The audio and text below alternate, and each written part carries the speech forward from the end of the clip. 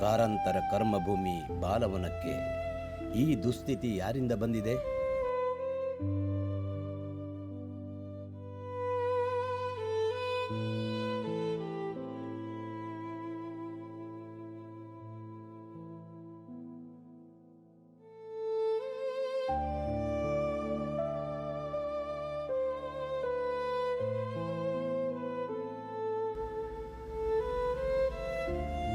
ಯಾರಾದರೂ ಹೊರಗಿನವರು ಪುತ್ತೂರಿಗೆ ಬಂದರೆ ಇಲ್ಲಿ ನೋಡಲು ಏನಿದೆ ಎಂದು ಕೇಳಿದರೆ ನಾವು ಮೊದಲು ಹೇಳುತ್ತಿದ್ದ ಹೆಸರು ಅದು ಬಾಲವನ.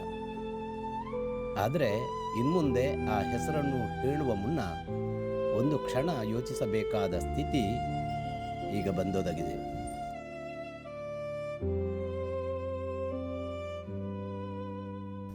ಯಾಕಂದರೆ ಶಿವರಾಮ ಕಾರಂತರ ಈ ಕನಸಿನ ಲೋಕ ಇಂದು ಅನಾಥವಾಗಿದೆ. ಬಾಲವನ ಇದೀಗ ನಿರ್ವಹಣೆಯ ಕೊರತೆಯಿಂದ ಅವ್ಯವಸ್ಥೆಯ ತಾಣವಾಗಿ ಮಾರ್ಪಟ್ಟಿದೆ.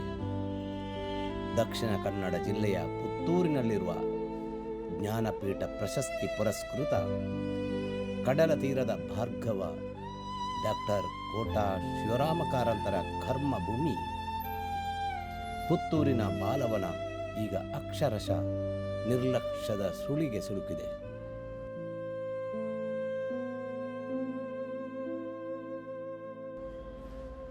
ಬಾಲವನಕ್ಕೆ ಬರುವ ಮಕ್ಕಳು ಸಂಭ್ರಮದಿಂದ ಆಟವಾಡಲು ಇರುವ ಸೀಸಾ, ಮೇರಿಗೋ ರೌಂಡು, ಜಾರುಬಂಡೆಗಳು ಸಂಪೂರ್ಣ ತುಕ್ಕು ಹಿಡಿದು ಕಿತ್ತು ಹೋಗಿದೆ.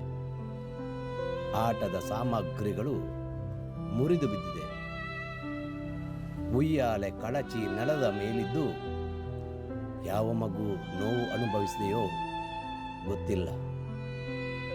ಹರಿತವಾದ ಕಬ್ಬಿಣದ ಭಾಗಗಳು ಹೊರಬಂದಿವೆ.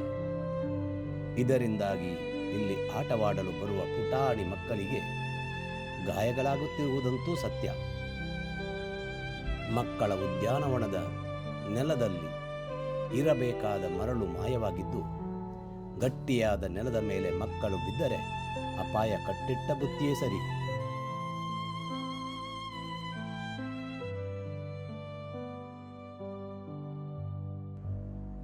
ಜಾರುಬಂಡೆಯ ಕಬ್ಬಿಣದ ಶೀಟು ಕಿತ್ತು ಹೋಗಿದ್ದು ಅದರ ಮೇಲಿಂದ ಜಾರುವ ಮಗುವಿನ ಮೈ ಕೈ ಕತ್ತರಿಸುವ ಅಪಾಯವೂ ಇದೆ.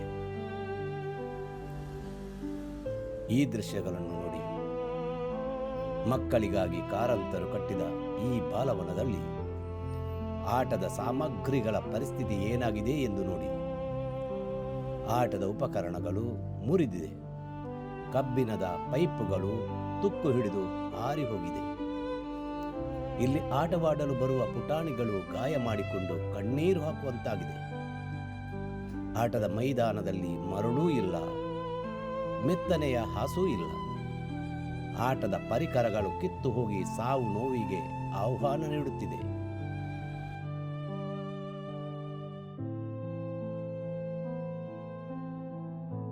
ಒಂದಷ್ಟು ಅಗತ್ಯವಾದ ಆಟದ ಉಪಕರಣಗಳು ಗುಜರಿ ಸೇರಲು ನಿರ್ಬಂಧದಲ್ಲಿದೆ. ದೂರದ ಊರುಗಳಿಂದ ಬಸ್ಸಿನಲ್ಲಿ ಇಲ್ಲಿಗೆ ಪ್ರವಾಸ ಬರುವ ವಿದ್ಯಾರ್ಥಿಗಳಿಗೆ ಇಲ್ಲಿನ ಸ್ವಿಮ್ಮಿಂಗ್ ಪೂಲ್ ಬಿಟ್ಟರೆ ಬೇರೇನೂ ಸರಿಯಾಗಿಲ್ಲ.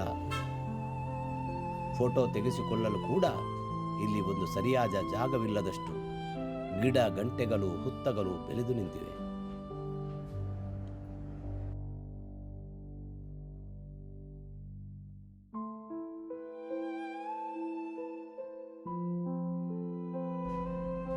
ಪುತ್ತೂರಿನ ಶಾಸಕರು ಮತ್ತು ಸಂಬಂಧಪಟ್ಟ ಇಲಾಖೆಯವರು ಇತ್ತ ಗಮನ ಹರಿಸಲೇಬೇಕಾಗಿದೆ.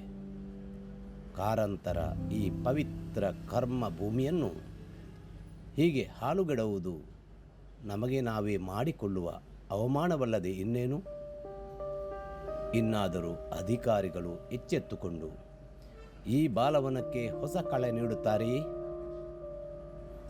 ನಮ್ಮ ಹಿರಿಯರ ಸಾಂಸ್ಕೃತಿಕ ಆಸ್ತಿಯನ್ನು ಉಳಿಸಿಕೊಳ್ಳುತ್ತಾರೆಯೇ?